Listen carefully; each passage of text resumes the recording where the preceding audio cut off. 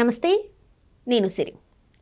చాలా వరకు హైదరాబాద్‌లో ఎక్కడెక్కడ ఇన్వెస్ట్ చేస్తే మంచిది అని చెప్పేసి చాలా వరకి ఒక డౌట్ ఉంటది. అండ్ దట్టు ఇప్పుడైతే మన హైదరాబాద్ అనేది ఒకప్పుడు ఉన్నలాగా కాకుండా చాలా వరకు విస్తరణ అయితే చెందింది. హైదరాబాద్ ఇప్పుడు ఏమంటారంటే శివారు నగరాల వరకే అంటే గ్రామాల వరకు వెళ్ళిపోయి అది కూడా ఇప్పుడు హైదరాబాద్‌లో కలవడం జరిగిపోయింది. అయితే ఇప్పుడు మరి ఎక్కడ కొంటే మంచిది? అంటే గతంలో చూసినట్టయితే గత ప్రభుత్వం ఉన్నప్పుడు శ్రీశైలం లాంటి హైవేలో ఫార్మాసిటీ వస్తుందని చెప్పేసి గత ప్రభుత్వం చెప్పింది. ఆ తర్వాత రేవంత్ రెడ్డి గారు వచ్చిన తర్వాత అక్కడ ఫార్మా కాదు అని చెప్పేసి మాట్లాడడం జరిగింది. మళ్ళీ ఇలా అనేక అంటే ఒక కన్ఫ్యూజన్ అయితే ప్రజల్లో వచ్చేసింది. మరి ఎక్కడ తీసుకుంటే మంచిది? హైదరాబాద్ శివార్లలో అంటే ఇప్పుడు అది కూడా హైదరాబాద్ అయిపోయింది కాబట్టి మరి ఎక్కడ ఇన్వెస్ట్ చేస్తే మంచిది? ప్లాట్స్ ఎక్కడ తీసుకుంటే మంచిది? ఇల్లు కొనుగోలు ఎక్కడ చేస్తే మంచిది అనేది చాలామందికి అయితే ఒక డౌట్ అయితే వస్తుంది. సో అలాంటి డౌట్స్ ఉన్న వాళ్ళందరికీ కూడా ఆన్సర్ చెప్పడానికి ఈరోజు మనతో పాటు ఉన్నారు రియల్టర్ ఆక్సిజన్ మన founder CEO doctor Nandi Rameshwar Rao గారు. నమస్కారం సార్. సార్ ఇప్పుడు చూస్తుంటే చాలా వరకు ఎట్లా అంటే హైదరాబాద్లో అయితే తీసుకోవడం అంటే కోట్లలో వెచ్చించాలి ఇక్కడ తీసుకోవాలంటే. అయితే హైదరాబాద్ అనేది విస్తరణ చెందింది కాబట్టి ఇప్పుడు ఒకప్పుడు గ్రామాలు కూడా ఇప్పుడు హైదరాబాద్లోకి వచ్చేసాయి. అయితే ఇది ఇప్పుడు ఏదైతే శ్రీశైలం హైవే ఉందో గత ప్రభుత్వం అక్కడ ఫార్మా వస్తుంది, ఫార్మా సిటీగా చేస్తామని చెప్పేసి మాట్లాడడం జరిగింది. కానీ తర్వాత రేవంత్ రెడ్డి గారు వచ్చిన తర్వాతనేమో ఇక్కడ ఫార్మా సిటీ కాదు అని చెప్పడం జరిగింది. ఒక కన్ఫ్యూజన్ స్టేట్లో అయితే ఇప్పుడు ప్రజలు ఉన్నారు. మరి ఎక్కడ ఇన్వెస్ట్ చేస్తే మంచిది? అంటే రియల్ ఎస్టేట్లో గవర్నమెంట్ మారడం వల్ల పరిణామాలు మారుతాయి. ఐడియా అనేది అపోజ్ చేయడమే. ఇప్పుడు అపోజిషన్ అంటే అర్థం ఏంటి? ఒకప్పుడు వీళ్ళు అపోజిషన్ ఉండే కాంగ్రెస్, టీఆర్ఎస్ రూలింగ్లో ఉండే. ఇప్పుడు టీఆర్ఎస్ అపోజిషన్ వచ్చింది. సో ఎవరైతే బీఆర్ఎస్లో డెసిషన్ తీసుకున్న టీఆర్ఎస్లో వాళ్ళని కొన్ని మార్చడానికి ట్రై చేస్తారు. ఇప్పుడు నేను చూసే తెలంగాణ తల్లి రైట్ ఆల్రెడీ ఉంది, ఖర్చు పెట్టారు, మళ్ళీ మార్చారు. కొంతమంది ఏమంటే అది కాంగ్రెస్లో ఉంది, కాంగ్రెస్ తెల్లా ఉంది కామెంట్ చేస్తున్నారు. అది బాగుంది, ఇది బాగుంది అంటే మార్చడం కరెక్టా కాదంటే రెండు విధాలు మిశ్రమ స్పందన వస్తుంది. కొంతమంది కరెక్ట్ అంటున్నారు, కొంతమంది తప్పు అంటున్నారు. అదేవిధంగా టీఆర్ఎస్ ప్రభుత్వం ఫార్మాసిటీ అనేది 19,330 ఎకరాల్లో డిజైన్ చేశారు. అయితే వాళ్ళు గవర్నమెంట్ పడిపోయే టైంకి ఫార్మాసిటీ 6-7 సంవత్సరాల నుండి నడుస్తుంది, గత 6-7 సంవత్సరాలుగా. అయితే ఈ సెకండ్ టర్మ్లో బాగా ఫోకస్ పెట్టి కొన్ని ఇండస్ట్రీలకి అలాట్మెంట్ చేయడం అవన్నీ చేశారు. కొన్ని మైనర్ వర్క్ స్టార్ట్ అయ్యి ఇప్పుడు అమెజాన్ అక్కడ పెద్ద ఆఫీసు ఉంది. సో అయితే రేవంత్ రెడ్డి గారు వచ్చాక వాట్ ఎవర్ రీజన్ అక్కడి నుండి ఫోకస్ షిఫ్ట్ చేశారు. ఇక్కడ ఎందుకు షిఫ్ట్ చేశారంటే ఇది ఎయిర్పోర్ట్కి చాలా చేరువుగా ఉంది. ఎయిర్పోర్ట్ దగ్గర ఎప్పుడు కూడా బడాబాబులందరూ ఎయిర్పోర్ట్ దగ్గరలో ఉంచుకోవాలని చూసుకుంటారు, ఒక స్పేర్ హౌస్ కానీ సెకండ్ హౌస్ కానీ. ఎందుకంటే తరచుగా వాళ్ళు ప్రయాణిస్తుంటారు.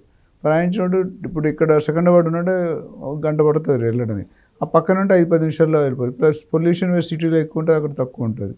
ఆ విధంగా రేవంత్ రెడ్డి గారు ఏమంటారంటే పొల్యూషన్ కంట్రోల్ చేయాలి. ఆల్రెడీ ఢిల్లీలో పొల్యూషన్ ఫుల్గా అయిపోయింది, నెక్స్ట్ మందే రేస్లో ఉంది. హైదరాబాద్ కూడా ఇవన్నీ పెడితే హైదరాబాద్ కూడా పొల్యూషన్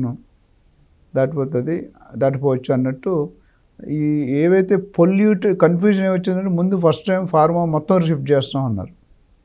తర్వాత కొద్ది వ్యతిరేకత వస్తుంది పబ్లిక్లో, అపోజిషన్ కానీ పబ్లిక్ చాలామంది ఇన్వెస్ట్ చేసి ఉన్నారు అక్కడ. ఇప్పటికే నాకు తెలిసి శ్రీశైలం హైవేలో మెయిన్ రోడ్లో 60-70 వేలు నడుస్తుంది గజం. తుక్కు కూడా తర్వాత మీకు వచ్చేది కందుకూరు ఇవన్నీ వస్తాయి, కడతాళ్ళు, అమ్మంగల్ అదే దారిలో. సో ఇప్పుడు ఏమవుతుందంటే ఫార్మా రద్దు చేస్తున్నాం అన్నారు, తర్వాత షిఫ్ట్ చేస్తున్నాం అన్నారు, దాని తర్వాత ఫార్మా విలేజెస్ అన్నారు, దాని తర్వాత ఫార్మా క్లస్టర్స్ అన్నారు. ఇప్పుడు ఫైనల్గా 4th సస్టైనబుల్ సిటీ అంటున్నారు. అది 20 ఎకరాలు చేసి 4th సస్టైనబుల్ సిటీగా మారుస్తాము. ప్రపంచంలోనే వన్ ఆఫ్ ది బెస్ట్ సిటీగా హైదరాబాద్కి పేరు వస్తుంది. దానికి కొన్ని వేల కోట్లు, లక్ష కోట్లు ఖర్చు అవుతుంది. అది డిక్లేర్ చేశారు. మళ్ళీ ఈ గత 1 ఇయర్గా అంటే ఒక ఫస్ట్ రేవంత్ రెడ్డి అయిన 5-6 మంత్స్లో పెద్దగా ఊహలు ఆశలు లేవు. గత 2-3 నెలల ముందు 4th సస్టైనబుల్ సిటీ డిక్లేర్ చేస్తున్నాం. లేటెస్ట్ హంగులతో, లేటెస్ట్ టెక్నాలజీతో, లేటెస్ట్ ల్యాండ్స్కేపింగ్, లేటెస్ట్ ఆర్కిటెక్చర్ వస్తుంది. IGBC బిల్డింగ్స్ వస్తాయి, IT కారిడార్ వస్తుంది, SEZ వస్తుంది, ఇండస్ట్రీ కారిడార్ వస్తుంది, అట్లానే స్పోర్ట్స్ సిటీ వస్తుంది, ఇంటర్నేషనల్ క్రికెట్ స్టేడియం వస్తుంది, గోల్ఫ్ కోర్స్ వస్తుంది, AI సిటీ వస్తుంది, స్కిల్ యూనివర్సిటీ వస్తుంది. అంటే ఇవన్నీ కూడా ప్రతిపాదించారు. అవి జరుగుతాయా లేదా అనేది ఇట్స్ అ బిగ్ క్వశ్చన్. ఎందుకంటే గత 7 సంవత్సరాలుగా ఎన్నో ఎలక్ట్రానిక్ సిటీ అని, ఫ్యాబ్ సిటీ అని రకరకాల సిటీలు మనం డిక్లేర్ చేసిన పూర్తి స్థాయిలో అది పుంజుకోలేదు ఏ గవర్నమెంట్ అయినా. ఇప్పుడైతే ప్రజలు ఏమనుకుంటారంటే ఇప్పుడు మళ్ళీ ఈ సిటీ డిక్లేర్ చేసిన తర్వాత ప్లస్ ఎయిర్పోర్ట్ మెట్రో కనెక్టివిటీ అక్కడ నుండి మీకు శంషాబాద్ ఎయిర్పోర్ట్కి అండర్ గ్రౌండ్ వేస్తున్నారు, మొత్తం 40 కిలోమీటర్స్ పైన మెట్రో అవుతుంది. మెట్రో అయినప్పుడు కొద్దిగా డెవలప్మెంట్ అవ్వాల్సిందే. అయితే పని డిక్లేర్ చేయడం వేరు, పని మొదలు పెట్టడం వేరు. చాలా వరకు మనం గవర్నమెంట్లో ఫండ్స్ చూసాం కదా, రావడం ముందు శాంక్షన్ చేస్తారు, రావడానికి 1 year 2 పెట్టేస్తారు, తర్వాత వర్క్ చేయడానికి చాలా కష్టం అవుతుంది.